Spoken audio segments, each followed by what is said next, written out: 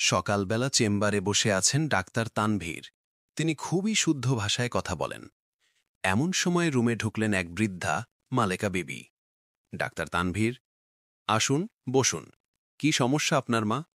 মালেকা বিবি, আর কইয়েন না doctor sub, শৈলটা একক্যারে গেছে, রাইতে ঘুমাইতে পারি না, খালি গাও গেরাম কামড়ায়।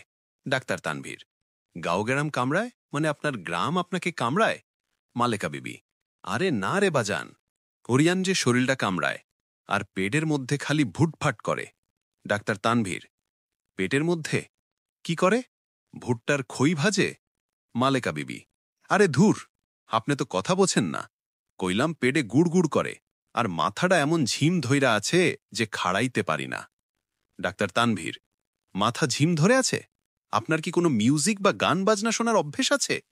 মালেকা বিবি, কি যে কন, এই বয়সে গীত হুনমু? আমার হইছে আকাশ লাগার ব্যারাম।